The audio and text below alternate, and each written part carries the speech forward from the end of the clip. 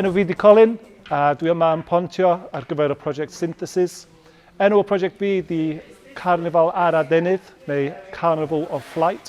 Ac y syniad yw, da ni'n defnyddio'r gwyddoniaeth sut mae adar yn hedfan i creu gwaith celf a choreography ar gyfer perfformiadau yn y lleol yma. Mae'r cyhoedd yn dod i mewn yn ystod y pnawn a wedyn da ni'n fynd â nhw tu allan yr adeilad i perfformio efo ni. So bydden nhw'n paratoi plu wahanol, adenydd ac hefyd dysgu yn union sut mae adenydd yn symud gan yr adar a defnyddio hynny efo ni y perfformio.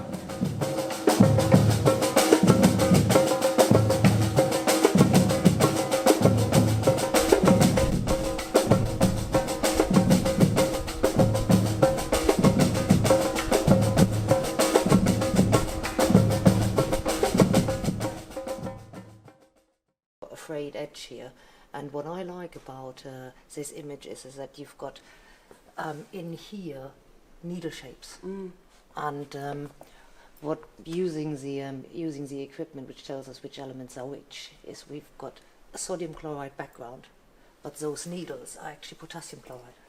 So they're a completely different compound that's basically an impurity in what would otherwise. But it was such an instant thing when I saw those pictures. I'm like, these need to be big, transparent and backlit. I just knew, and I could, because I've worked in this room before, I could picture them. So all the subtlety in what we did was lost. So actually you have to be careful of that, like the balance between how much light is this throwing out, how much light is this throwing out. You know, we've angled the lights up so that they don't create too much of a hot spot between them.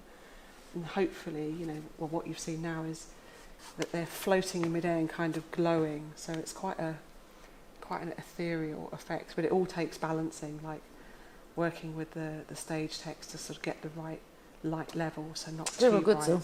Yeah, they've been really brilliant. Light is a material, and you can work with it, not just the physical materials of sculpture, but I'm sure the way it interacts with light.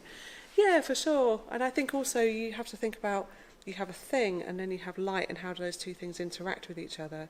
In the same way that as a sculptor I think about how does something interact with the space it's in, and you know, thinking about how to position things and their interaction with each other, and someone looking at them like, you know, these are designed to be at the sort of height that someone is standing, but also to have that space behind them, I think gives them a different quality.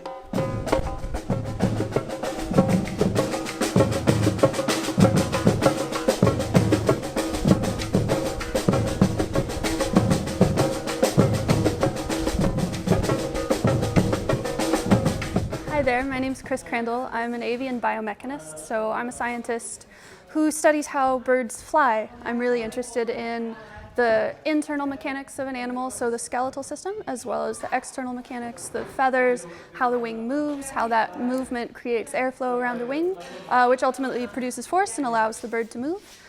So I've really enjoyed working with this team of artists, these amazing dancers and choreographers, as well as Pete sculpturally.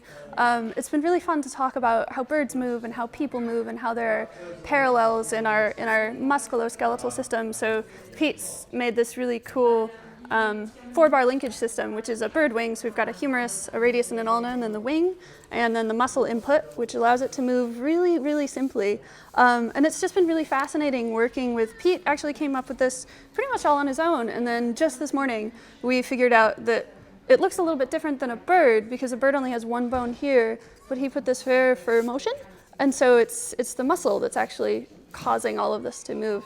So it's just been a really fun interaction because as a scientist, I start off with an idea and I try to test it, and sometimes it works, sometimes it doesn't work the way I want it to, and that's all part of science. And it's a really interesting parallel between the artists I've been working with, who also have ideas and try things, and sometimes they work and sometimes they don't. So it's just been a really fun experience for me.